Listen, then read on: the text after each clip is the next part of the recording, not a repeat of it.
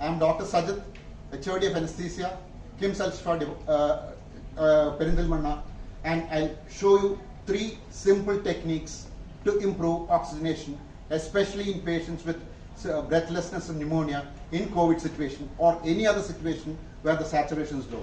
These are 3 simple techniques which you can easily do at home to bring up the saturation, say from 85 to 90, even up to 95, 96, so that you can avoid hospitalization. I'm going to show you 3 techniques to increase oxygenation at home. The first technique is just steam inhalation. You take boiling water or slightly hot water, the steam vapor should come out, and you may put in some soothing agents like Vicks vapor, menthol, or eucalyptus, and you cover your face,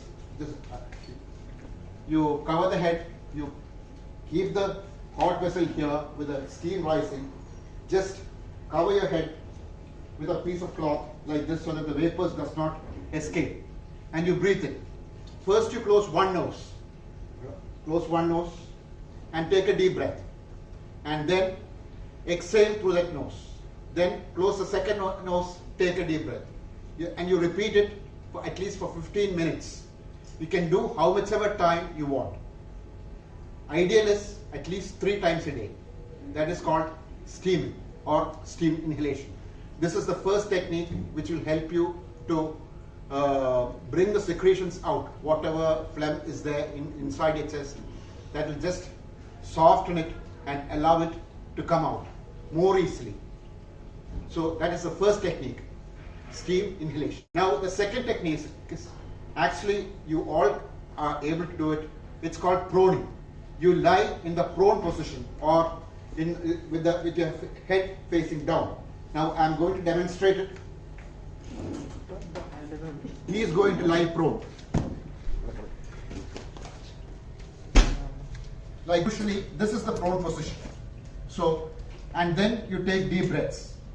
Especially this proning itself will increase your saturation. The saturation is below 90. Just by proning, it will slowly increase because the lungs as well as the heart is fixed to the back. When you lie prone, it actually falls forwards so that better air and entry occurs into the lungs. So the oxygenation improves.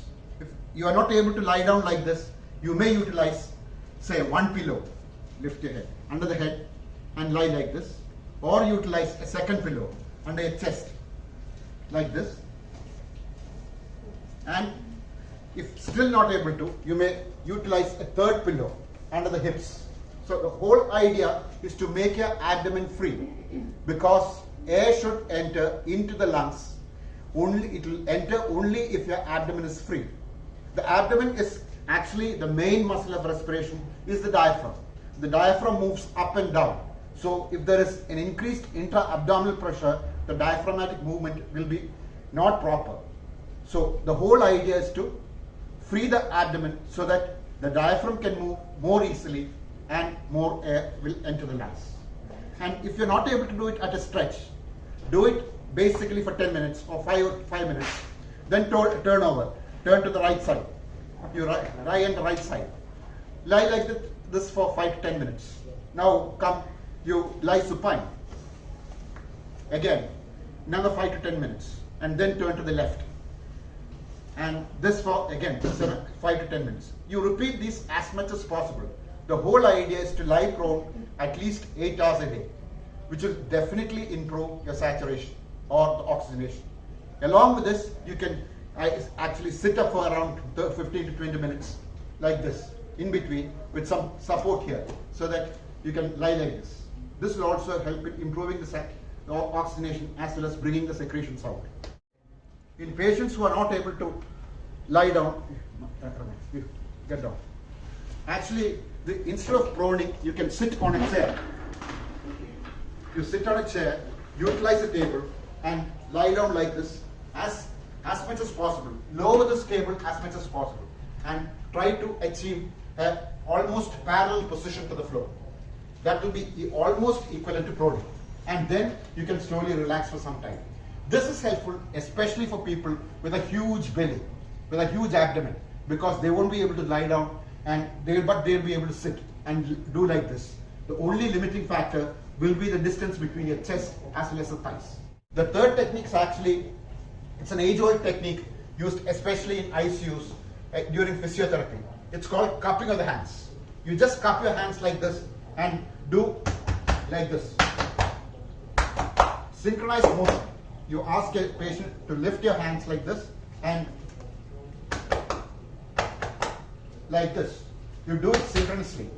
What you do is you are mimicking a cough and you're sending vibrations from the chest wall down into the lungs. So that what happens is the lung reverberates inside the chest cage, and whatever secretions are there will tend to be pushed into the main bronchial tree so that it can be coughed out. So this is called cupping. You again can do this as much as you want. The only limitation is if the patient is spitting blood, then you don't do it.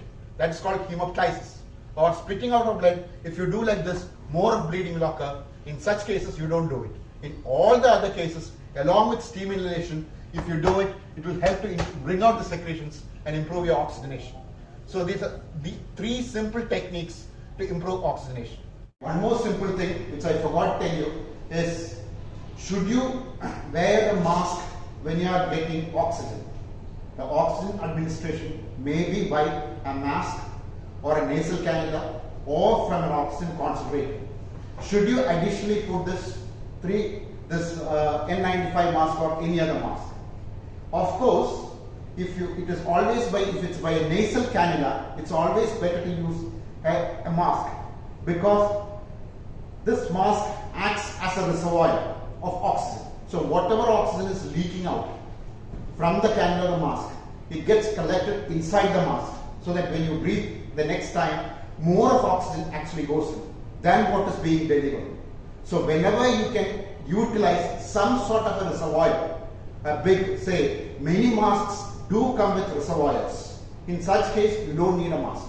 This is especially useful when you're using a nasal cannula. And it's always better that you utilize a mask, because you don't give a positive person, do not give droplets to other people. So it does two things. One is spreading the infection. The second is as an oxygen reservoir.